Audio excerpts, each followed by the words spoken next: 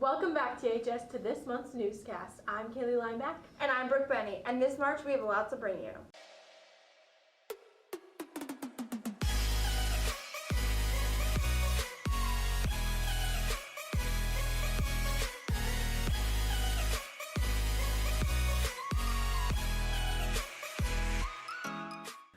My organization skills really need some work. What do you mean, Brooke? Well, I put everything in random places and I don't know where everything goes. It's a mess. I guess you need more time focusing on where things go. That reminds me of your story, Brooke, about WSD receiving a clean audit for this school year. The Winsville School District achieved a clean audit for their financial reports back in January after fulfilling requirements in June of 2021. But what exactly is a clean audit, and what does this mean for the school district? An audit is when a company or district internally goes over financial information, making sure that how financial statements are being put in correctly, according to accounting teacher Carrie Seller. A clean audit is whenever all statements succeed in being recorded correctly, Seller added. And senior accountant Derek Gorkin reported one for the school board on December 16th. A clean audit results in lower costs to issue bonds, decreased interest rates on loans, and most importantly, it gains the trust and confidence of district taxpayers and the other stakeholders, Chief Financial Officer Richard Angevine said. We are confident that the district will continue to achieve a clean audit every year, he concluded. For further information, visit the WSD website or contact Central Office. I'm Brooke Benny, back to the studio. Last month, Brooke and I competed in the FBLA competition at Mid-Rivers Mall for broadcast journalism. Let's check out my story on FBLA. Hi, I'm Kaylee Lineback with WHTV. FBLA, or Future Business Leaders of America, is a club here at Timberland High School, as well as a program that allows students to compete in business-like competitions to prepare students for real-world opportunities. Let's see what the students accomplished on the February 8th competition at Mid-Rivers Mall. There are almost 60 different categories to compete in at the competition, says Kelly Trussell. FBLA's mission is to bring business and education together in a positive working relationship through innovative leadership and career development programs. We do a lot of different competitions throughout the year. It's nice to see students that maybe aren't in a sport or aren't in something traditionally thought of as an after-school activity, be able to compete in something and do something academically to help out Timberland and kind of grow their skills in a business topic.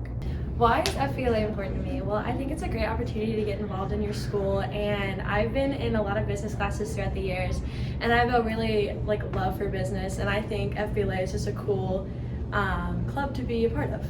Timberland High School students took first place in over 7 categories. I competed in digital video production, and my team placed first in districts. Second place in digital video production goes to Fort Zumwalt West. So our winners from Wentzville Timberland are Brianna Busateri, Alyssa Kuzara, and Ryan West. Congratulations. Prom is April 23rd, and this year's theme is Enchanted Forest. Tickets will be sold soon and are $50. Make sure to stay updated on your email. I know what you are. What? You're a Slytherin. You're ambitious and sneaky. I'll have you know, I'm a Gryffindor. I'm loyal. So maybe you need a refresher on the Harry Potter houses with Nathan's story about Harry Potter Club. Hello, my name is Nathan Lerner. I'm from WHTV News. Harry Potter Club meets the first Friday of every month and usually has 20 to 30 people in each meeting.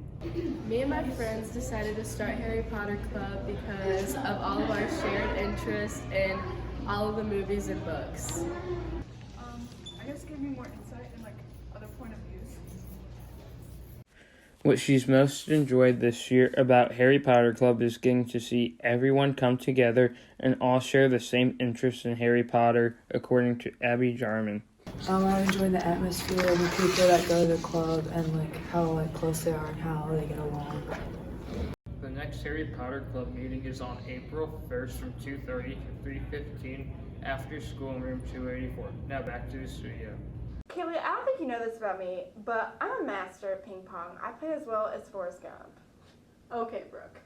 I know how to use a paddle myself, thank you very much. Which reminds me of Aiden's story this week on Ping Pong Club. Mr. Winkleman has been the club sponsor for 2 years, and this is what they've been up to. I sponsored ping pong club because it was kind of just put in my lap when I came here last year. But I really enjoy it too. It's a good way to get to meet the kids. And so when I'm not in football season, it's just a good way to give back to the students. So, and not all of them play ping pong, so I'm just coming to hang out. Just expanded, I guess, a little bit. We have 3 tables now, like I said. It'd be nice to get some more tables. And just kind of expand it, just open it up for anybody who wants to show up. I'd love to start selling merch, which I think would be really cool. I'm thinking like bucket hats and stuff like that. So pretty cool stuff. I signed up because I had a lot of friends in there and play on my free time. Just to like stay calm most of the time and not stress during games, and just it helps a lot of other people too. Just set up stuff. Probably to win the next tournament. I think just because of the competition and just fun to play. My goal is to win the tournament coming up next week. It's taught me how to just like kick the competition away. Ping pong club is open to everybody. Leah Wall is the president and Olivia Sanders is the vice president. Their first meeting had 55 students, and the number has dwindled down to 20 to 30. In their first tournament held between the club members, Lance Hoffman won. Their next meeting is this Thursday. The Gossip Girl reboot show is not that good. Of course it isn't. The original is always better. But both series have juicy yet damaging gossiping all over them. Let's get to this week's PSA on gossiping with Brooke. Have you or someone you know ever been gossiped about? According to a survey taken by 136 students and staff here at Timberland, 56.6% say that they have gossiped before. The definition of gossiping is when a rumor or information is spread about someone or something, according to Merriam-Webster.com. The rumors aren't always accurate or can be exaggerated, and can sometimes escalate and harm people negatively. And in the survey taken by students and staff, 70.6% say that they or someone they know have been negatively affected by gossiping. Social media apps such as Snapchat, Instagram, and Yik Yak can be major catalysts for gossip since they spread information very easily, whether or not it is correct. In order to prevent gossip, follow these 3 tips. Tip 1, catch yourself. If you think you're about to say or spread something negative or not entirely accurate information about someone or something, pause and reconsider saying it, according to CircleAround.com.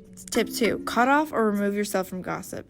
If you know someone who enjoys to gossip, try to remove yourself from the situation by leaving to go somewhere else or changing the subject.